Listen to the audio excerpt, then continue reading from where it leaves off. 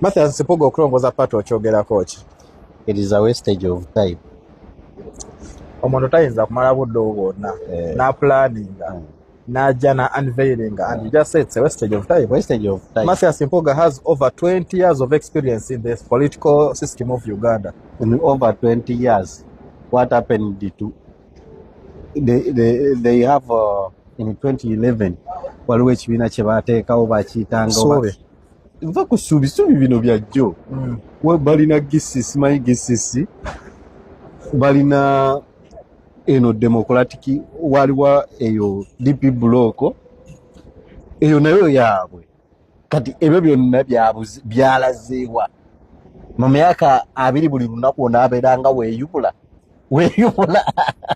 tya kino ekya suubi tekikoze katweyubule tugende wano kino ekya gisisi tekikoze bakiyitanga gisisi egigi balina bwe bakiyitanga nakyo tekigaana neera ne weeyubula oba okyali awo ate nga byonna bye weeyubuliramu they don't stand tebiyimirirawo bw'obyeyubuliramu you only go to get bargaining power. Why I'm telling you it is a wastage of time. Banoonya bargaining power. Okuva wa Mwami Museveni. Yonna for them they are political dealers. Kati ku kino kyonna ekibaddewo kye kikulaga nti badiira abali mu byobufuzi ba block political block aba blockinga we bakola ne beekwata ne babaako ne kibakoze ne kabanga akagumira nga bakatwala nga bakatunda mu paka amaanyi gaffe tugalese naye in other words they come with nothing. Tebalina kye bajja nakyo naye balina kye bagenda nakyo tebalina kye batwala ate baatutte ki awo erubaga awo omanyi kati awo we yabadde ng'akuumibwa maje bakkirize Bob Wine abitebulewo agendewo tayita muntu yenna talanga ku TV yonna talanga ku radio yonna bamukkirize firiire agendewo akole procession kuva bakuli wennyini ku bitaala ng'agenda awo we baabadde waayambuka they see kiki kye bayita party balabe kiki kye bayita omuntu ayagala obwa president bwabeera so bali tumalira budde na kutuukiriza mirimu gya mukama waabwe Museveni because they were given money. Simanyi oba okimanyiko a lot of money zaweebwa oyo Mabikke ne ono omusajja omulala w'obutaayo wa DP block yani Mukaaku Lubega Mukaaku so baweebwa sente nnyingi nnyo andi ogwo gwe mulimu ogumu ku nsimbi ezaabaweebwa kucyankalanya opposition baleme kufuna one stand baleme kufuna kye bayimiriddeko good enough nti abantu tubeebaza bagudde amaaso gaabwe babadde waffe bakuli awo waffe we nakulira ne tewaliwo muntu yagenze waabwe olukuŋŋaana tewaliwo muntu w'ebbakuli yalubaddemu bwe baba mulina nze nakulira bakuli abatuuze b'ebbakuli bonna mbamanyi on face tewali muntu w'ebbakuli tewali muntu w'ennamirembe yabadde mu lukuŋŋaana olwo taliiwo teyabaddeyo bonna mbamanyi nandikugambye nti oyo waawano abula ate be nalabye baafubutuse gundi Sembabule Masaka yagezeyo n'agattagatta abaalemu abe ba political failures gye bali eyo gye bali nalabyeko nabalabye sijja boogera mannya naye nga b'e Masaka eyo mu byalo n'abakuŋŋaanya n'abaleeta n'abatuumira awamu kati obawadde ssente obawadde emmere obawadde ebyokusula basula mu kibuga so they are spending a lot of money ne bakuumibwa amagye ekiragira ddala nti abantu bano tebali ku kituufu kubanga singa babadde ku kituufu kiki ekyandikuumisizza amagye aba opposition nga lukuŋŋaana kiggwe lw'omanyi nti luno ddala Mwami Museveni yali alwagala lugende mu maaso era yalukuumisa amagye in a public gathering omuntu aba waddemba okugamba poliisi emuwa obukuumi ngaani gwe gwomanyi Besigye yali alaga wano Bob Wine yali alaga wano ne bayiwawo amagye bwe gati ng'ekigendererwa kyago si kukyankalanya wabula kyakumukuuma nga Gaza kinire buli azzeewo bakimanyi nti bagenda naye gye balaga ensi bye bakola tebyagala omuntu asobola okujja n'aviira Mpuuga mu ngumi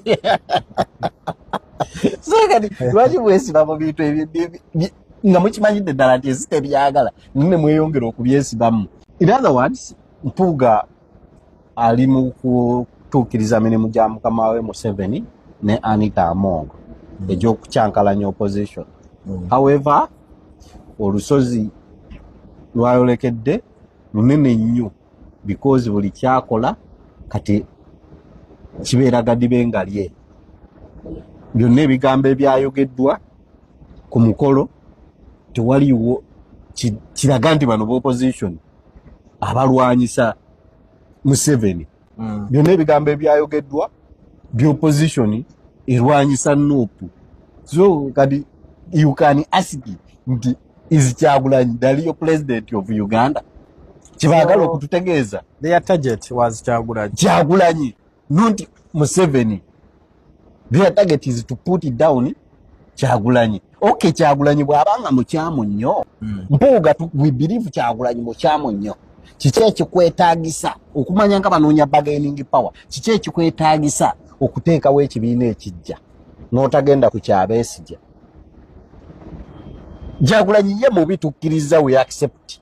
Era talina bigendererwa bijjako Museveni. Era ye munyuwanjaga. Era ye mubi nnyo. Ne Besigye naye munyuwanjaga. No, but people grow up politically. Oli ayinza okula n'atuuka mu siteeke ng'alaba. Kati Mpuuga bamumanyi. Ali mu siteeke kati ekola ekibiina ekyo. Ludda wabe bamumanyi. Of course, yali holding office ya leader of opposition, which is a big office. N'agikola muki. Tebakulimba. Mpuuga office gye yalimu yagirimu ku lwa Kyagulanyi. Amaanyi gonna agakola emirimu gye gakola mu office Kyagulanyi yagakuwa. Without Kyagulanyi Mpuuga taliiwo. Era Kyagulanyi olwajja mu switch kalire kafiriizinga. Kazingirawo ebikira ku mabega gaako. So without Kyagulanyi tebakulimba nti Mpuuga yaliwo.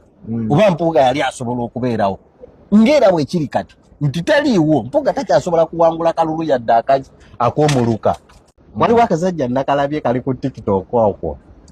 Kagenda ne kagamba kabuuza omusajja ekibuuzo nti kamubuuza nti in alphabet which letter is colored than others? Oba kakimubuuza kati naye kamubuuza nti mu alphabet nnyukuta kyerimu ennyogoge ennyo okusinga ku ndala. Abasajja ne kalowoolereza kati. Ekyamazima leeta n'ekabula ekamugamba sigimanyi. Ko kano nti B. Bwe kagala nti B ne kamugamba kali ko kano nti B olw'okubanga B eri wakati wa A ne C. Eri wakati wa SC. What's the coolest letter in the alphabet?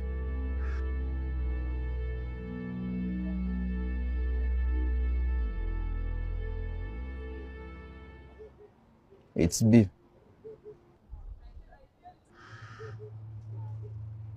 Because it's between SC.